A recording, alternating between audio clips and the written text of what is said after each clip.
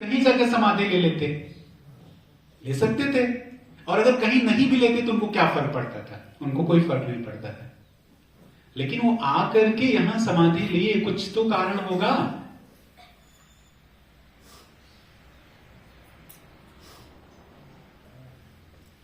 और कारण यही है कि उनको पता है इस बात को, ऐसे संत, ऐसे ज्ञानी संत इस बात को समझते हैं कि ये जो एक चिन्ह यहां दिया गया है, इस चिन्ह के माध्यम से आने वाली पीढ़ी दर पीढ़ी उस साधना के मार्ग से जुड़े रहेगी।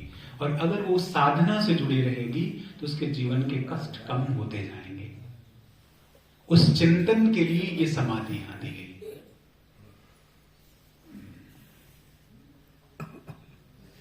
हर बार जब जब प्रश्न मन में आए, उस प्रश्न के उत्तर के लिए समाधि दी गई। तो हमें इस बात का ख्याल रखना पड़ेगा। देखिए, दर्शन का चिंतन जो होता है ना, अब भारत में जो दर्शन है उनके चिंतन की विचारधारा आप देख लीजिए, उस पर मैं भी खूब सारी चर्चा कर सकता हूं। बड़े बड़े सिद्धांत हैं, लेकिन उन सिद्धांतों का जीवन में उतर आना आवश्यक है। वो सिद्धांत आवश्यक नहीं है। कोई व्यक्ति ज्ञान की 1,00,000 किताबें अगर पढ़ लेता है तो इससे वो ज्ञानी नहीं हो जाता। मैं तो अक्सर कहता हूं कि धर्म शास्त्रों का तब तक कोई मतलब नहीं है जब तक वो धर्मशास्त्र आपके जीवन में ना उतर जाए। गीता का एक भी श्लोक तब तक किसी काम का नहीं जब तक वो आपके जीवन में ना उतरे। कबीर साहब की एक भी साखी तब तक किसी काम की नहीं जब तक वो आपके और हमारे जीवन में ना उतरे। तब तक वो सिर्फ शब्द हैं। हम उनको गा लेंगे, बजा लेंगे, डांस कर लेंगे और फिर गेट पे छोड़कर निकल जाएंगे। लेकिन जिस पल वो हमारे जीवन में आएंगी, चिंतन होगा, हर पल चिंतन होगा और फिर प्रश्न उठेंगे, फिर उत्तर तलाश की जाएगी, फिर हम उस राह पर चलेंगे। भाई आप सोचिए, कबीर साहब अपनी साखियों में कहते हैं ना, साईं इतना दीजिए जामे कुटुंब समाए, मैं भी भूखा ना रहूं साधु भूखा रहे। क्या लगता है ऐसे कबीर साहब कह के निकल गए?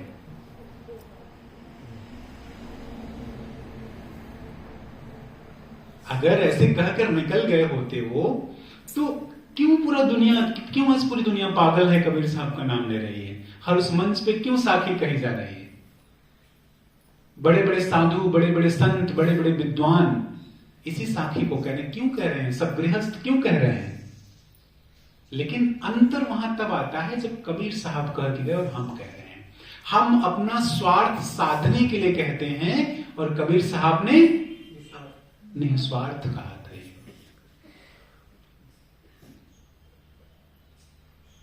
बहुत निस्वार्थ कहा था।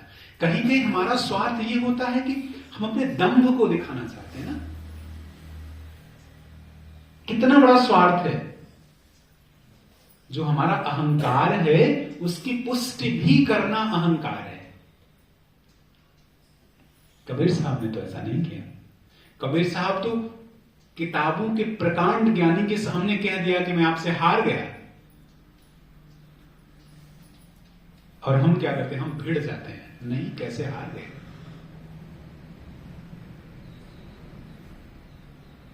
समझिएगा, ये जो बात है, आज मैं सोच रहा था कि आप सब इतने बड़े बड़े साधकों के बीच में मैं जा रहा हूं, सामंत साहब की समाधि के पास बैठ करके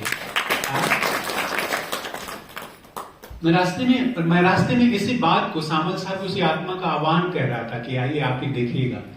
क्योंकि शायद ये तीसरी बार मेरा होगा साहब, या दूसरी बार? सिर्फ दूसरी ही बार है। और पिछली बार तो उधर स्कूल के पास सत्संग हुआ था, मैं बोलकर भागा था। अभी आया हूं तो मैं सबसे पहले जाके समाधि पे प्रणाम किया हूं और बोला कि देखिए भाई, ये तमाम साधकों को आपने साधा है और सब हो सकता है बहुत तीखे तीखे प्रश्न लेके बैठे होंगे, तो मैंने उनसे कहा कि आप संभालिएगा। मैं ये बात जो आपसे आज कह रहा हूं, ये जो दम्भ है ना, मैंने अभी आपको इतना सुंदर उदाहरण दिया कि कई बार हमको पता भी नहीं चलता कि हमारा दम्भ है। हम सोचते तो हैं, क्योंकि हमें तो नहीं पता ना। अभी मैंने कहा ना कि मोटी माया सब कोई त्यागे। मोटी तो त्याग दी कि हम सत्संग में आए हैं, लेकिन सत्संग में बैठकर भी वो अहंकार जो है, वो दम्भ जो है, वो सर उठाता रहता है। अरे ये क्या लॉजिक, ये तो कोई लॉजिक ही नहीं है। कितने विद्वानों को मैंने देखा, वो सिर्फ इसी चीज में लगे हुए हैं कि वक्ता ने गलत बात कौन कौन सी बोली है। बहुत सी मंचों पे मैं जाता हूं, मैंने देखा कई लोग मंच से पहले तो गुरु जी आपसे बात करनी थी, जी बताइए आपने ये बात कही, हाँ कही, ये बात तो यहां नहीं है, ये बात तो यहां नहीं है। तो हमने कहा मैंने जो वहां बात कही थी, मैं अपनी बात यहां से बदल देता हूं आपके साथ। बदल क्यों देता हूं? आप समझिए इस बात को। हर साखी, हर शब्द, हर सूत्र के पीछे का जो रेफरेंस होता है, जो संदर्भ होता है, वो आवश्यक होता है। एक बड़ी प्यारी कहानी है कि बुद्ध के पास एक व्यक्ति आया और उसके मन में प्रश्न था। वो बुद्ध के पास आया, उसने कहा कि बुद्ध आप हमको ये बताइए कि आप तो बड़े ज्ञानी हैं, तो ये बता दीजिए ईश्वर है कि नहीं है। बुद्ध ने कहा कि तुमको क्या लगता है? उसने कहा ईश्वर है। तो बुद्ध ने कहा ईश्वर नहीं है, वो चला गया। भाई बुद्ध ने कहा था कि ईश्वर नहीं है, तो चला गया। थोड़ी ही देर में दूसरा व्यक्ति आया, उसने कहा बुद्ध आप बहुत ज्ञानी हैं, आप हमको बताइए ईश्वर है कि नहीं है। बुद्ध ने कहा तुम क्या मानते हो? उसने कहा मैं मानता हूं कि ईश्वर नहीं है। तो उससे उन्होंने कहा कि ईश्वर है। मतलब एक से कहा कि ईश्वर नहीं है और एक से कहा ईश्वर है। उनके पास में ही उनके शिष्य आनंद बैठे हुए थे। आनंद को गुस्सा आ गया, बाप रे बाप, मेरा गुरु इतना महान झूठ बोल रहे हैं। क्या मैटर है भाई, एक को मेरे ही सामने को कह रहे हैं कि ईश्वर है और एक को कह रहे हैं ईश्वर नहीं है, तो बात झूठ हो गई ना, बात झूठ हो गई। अब जैसे वो निकले, आनंद बिल्कुल गुरु के पास पहुंच गए। अच्छा चेला वही होता है जो गुरु की गर्दन हमेशा पकड़े रहे। समझ रहे हैं ना आप लोग? अच्छा चेला वही होता है जो गुरु की गर्दन हमेशा पकड़े रहे कि आप गलत नहीं हो सकते। समझिएगा, ऐसा मत करिएगा कि मेरे मैं निकलूं तो मेरा ही गला पकड़ लीजिए आप लोग। गला पकड़ने का मतलब ज्ञान। तो आनंद तुरंत उनके समक्ष आ गए। उन्हें कहा गुरु जी आप कैसा अनर्थ कर रहे हैं, इतने हजार भिक्षुकों को आप बेवकूफ बना रहे हैं, सबको कहते झूठ मत बोलो, आप मेरे सामने ही झूठ बोल रहे हैं। तो उन्होंने कहा आनंद समस्या क्या है ये बताओ। उन्होंने कहा एक को आपने कहा कि ईश्वर है, एक को आपने कहा ईश्वर नहीं है। तो उन्होंने कहा आनंद तुम ये प्रश्न पूछो, तुम्हारे लिए उत्तर कुछ अलग होगा। बात समझिएगा। उन्होंने कहा कि ईश्वर को जानना और न जानना ये तो बात की बात है। एक ने यह मान लिया था कि ईश्वर नहीं है और उसने अपने जीवन की खोज बंद कर दी थी और निरर्थक हो गया। तो जब मैंने उसे कहा कि ईश्वर है, तो अब वो क्या करेगा? खोज शुरू कर देगा, मतलब अपनी यात्रा करेगा। और एक को मैंने उसका उल्टा उत्तर दिया, क्योंकि उसने भी अपनी यात्रा बंद कर दी थी, वह भी यात्रा शुरू करेगा।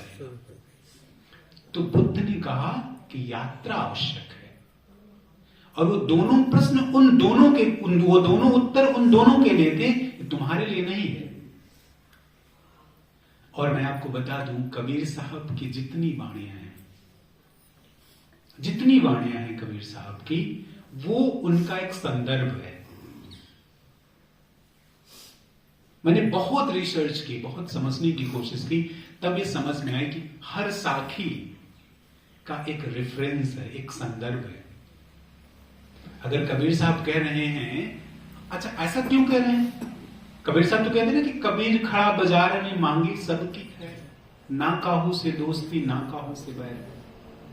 कबीर खड़ा बाजार में लिए लुकाठा हाथ, हर बार कबीर साहब बाजार में ही क्यों खड़े हैं भाई? समझिएगा ये बात, ये बहुत चिंतन की बात है। फिर से मैं कह रहा हूं, कबीर साहब हिमालय में नहीं बैठे हैं। हर बार उनकी वाणियों में कितनी बार आता है बाजार में। और बाजार कौन सी जगह है? और वो भीड़ कैसी है? हर पल अनुभव करने वाली। बाजार में आप देखिए, इधर से कोई आवाज, इधर से कोई आवाज, इधर से कोई आवाज, इधर से कोई हॉर्न आ रहा है ना। मतलब सच्चाई के साथ हर पल आप रूबरू हो रहे हैं। तो मैं जहां तक समझ पाता हूं, कबीर साहब एक ऐसी जगह खड़े थे जहां हर कोई पहुंच सकता था। एक ज्ञानी भी, एक ध्यानी भी, एक साधारण व्यक्ति भी, एक व्यापारी भी, एक बच्चा भी, एक स्त्री भी, एक पुरुष भी, और हर कोई प्रश्न कर लेता था कबीर से। क्योंकि कबीर साहब के बारे में कहा जाता है ना कि चलो भाई कबीर साहब हम उसके पास चलते हैं, कुछ न कुछ बता ही देंगे। तो हमारा जो जीवन है वो क्या है? बाजार का जीवन है। बाजार मतलब ये संसार, ये जो संसार है ये बाजार ही तो है। तो इस बाजार में हम उस ज्ञान को उपलब्ध हो सकते हैं, इस बाजार में हम उस चिंतन को उपलब्ध हो सकते हैं, इस बाजार में रह करके हम वहां पहुंच सकते हैं जहां हम पहुंचना चाहते हैं। लेकिन हमें वास्तविक खोजी बनना पड़ेगा, हमें वो पनिहारिन बनना पड़ेगा, और तभी हम वहां तक पहुंच सकते हैं। तो आज सब समय, आज की जो बात थी, मैं सिर्फ ये कहना चाह रहा था आप सबसे कि इस पूरी यात्रा में वास्तविक खोजी जरूर बनिएगा, और चिंतन उस पनिहारिन की तरह करिएगा। मतलब ये है कि जिस भी कार्य में लगे हैं, ईमानदारी से वहां खोजी बनिएगा। और अगर खोजी बनेंगे तो निश्चित ही आप सामल साहब के पद चिन्हों पे, कबीर साहब के दर्शाए मार्ग पर बहुत अच्छे से चल पाएंगे। तो आज मैं अपनी बातें खत्म करता हूं।